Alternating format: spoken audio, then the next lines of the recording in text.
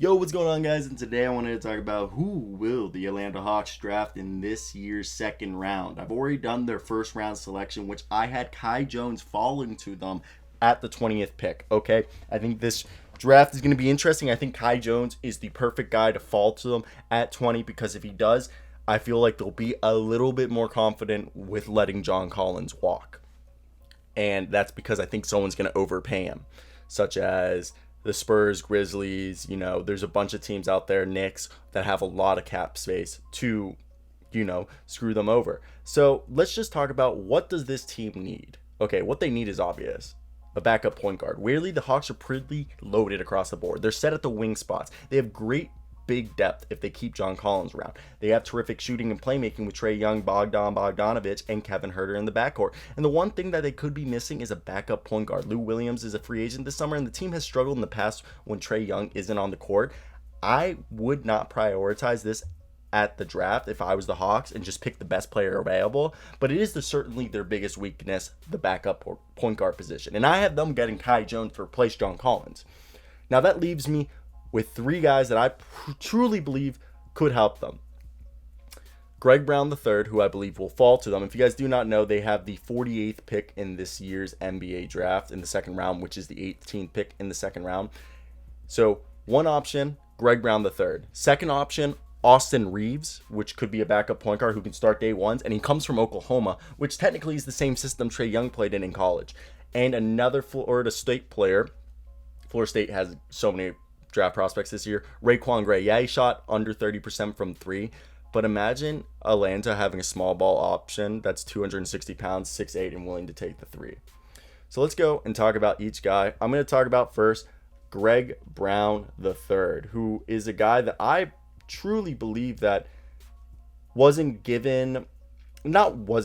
a guy who didn't live up to the 5-star hype. He averaged 9.3 points, 6.2 rebounds, half an assist, 2.3 turnovers per game, 1 block, 0.6 steals, 42% from the field, 33% from three, 70.8% from the free throw line in 26 games.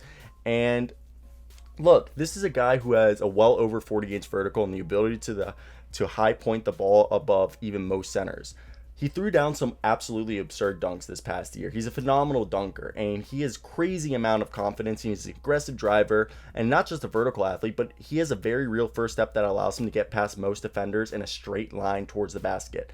Creative, not a ton of crap, but he really gets downhill basically immediately.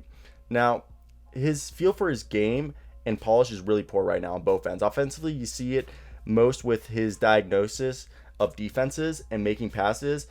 Has one of the most starkly negative assist to turnover ratios for a non-center in the last decade, 1-6, one assist for every 6 turnovers. And he went at a point 250 straight minutes without an assist at one point this season. So with that being said, this is a cat that at the end of the day, I don't want to be the first team that ends up with Brown, but the athletic upside is clear. And what they were able to do with John Collins, I think they could do with Greg Brown. The long term, I'd bet on him being an NBA player if he can iron out the skill stuff and keep learning how to play. His margin for error is enormous right now because of what he brings to the table as a potentially switchable defender who could protect the rim as a 4-man. Brown has a lot of skills that are similar to Jeremy Grant brought to the table early in his career, and maybe even to a greater extent. But it's going to take so much time that I don't know that I'm wildly interested in giving him a lot of guaranteed money early. And the ranking isn't just a long-term, this ranking or this analysis isn't just a long-term career analysis. It's a pre-draft assessment, and it's discussing what kind of value the teams that select him will derive out of this player. And Grant's career arc is instructive here. Grant's first team, Philadelphia, didn't reap the rewards of his presence. His second team in Oklahoma City started to see it, and then they moved him. And he finally morphed into a true difference maker on his third team in Denver, which was his 4th or 5th year in the league at that point. And it wasn't until his 4th team in Detroit he really blossomed into the player that we see now. And these guys just take so much time, especially when they have such a deficit of skill in terms of how they play the game. So that's why Greg Brown might not be the pick, but I think he is one of the most interesting for the second round that if they could develop. Now, Austin Reeves is a guy I really like. I caught up on him during the March Madness. I didn't know who he was. He spent 2 years in Wichita State, averaging under 10 points a game, and then immediately after he took his redshirt year when he transferred to Oklahoma in 2018-2019, in 2019-20, he averaged 15 points, shot 25.9% from three. And this past season, he shot 30% from three. Look, this kid plays with confidence and swagger. It's not just as a floor spacer. He's a legitimate point guard with all sorts of handle and shiftiness. And he plays with a toughness and aggressive, attack-oriented mindset. And I think he is a very creative ball handler at the college level, and he's a smart passer out of ball screens. His problem is his shot distribution. Because of his role in Oklahoma, he took so many contested looks and made only 36.8% of such shots, with a lot of those coming in the mid-range. Reeves probably can't just be a good shooter and stick in the NBA. He needs to be one of the best catch-and-shoot guys in, like, the guy that we saw in Wichita State. In Wichita State, he was one of the best college basketball players, okay? He shot like 50%, 51% his freshman year and 42.5% his sophomore year, okay? So he's got to become that catch-and-shoot guy who had a 65.1% effective field goal percentage when he had a catch-and-shoot attempts, okay? He made 59% of his catch-and-shoot attempts his freshman year. So basically, when he gets open looks, he hits them. So what I love about Reeves' games is the swagger, the toughness. He knows how to hoop. He's super creative, and he gets it done on offense. I do worry a bit about what happens if the shooting doesn't translate. Can he be an effective player if he's a 35% three-point shooter who struggles on defense? Is his creativity on offense such an overriding factor?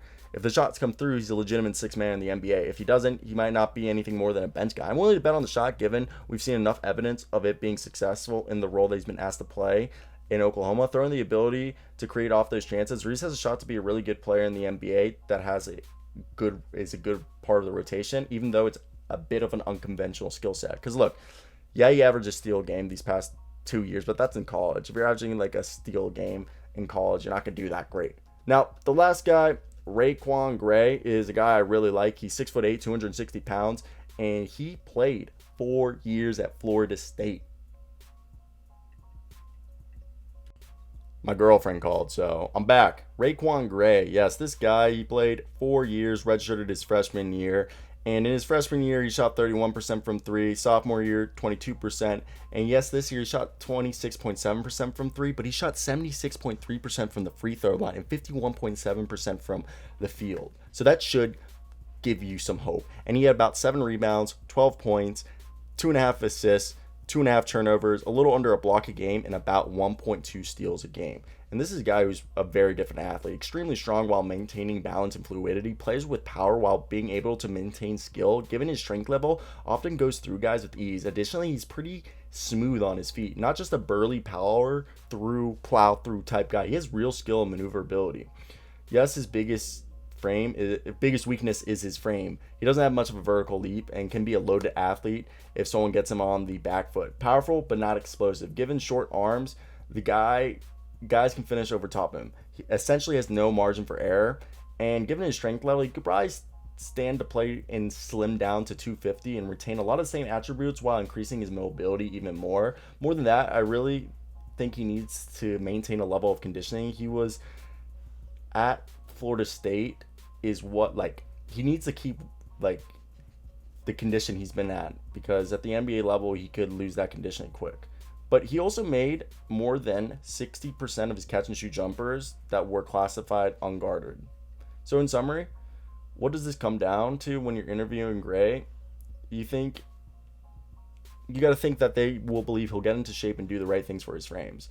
And I think the guy we see right now has to be an effective modern NBA big who can defend, pass, and play in a really important rotational role for a contending team. And if he takes things serious, he can improve that shot, get down to 250, and he's a really good NBA player. He processes the game really well, plays unselfish, and has the kind of ball skills that teams are looking for a playmaking big. And if he doesn't, he'll be playing in the EuroLeague or somewhere else. This comes down to knowing the person. NBA teams will need to know before making the choice on the draft night. He seems like a perfect two-way guy to take a chance on in the second round. If it works, he might have something real. If it doesn't, it's not that big of a deal.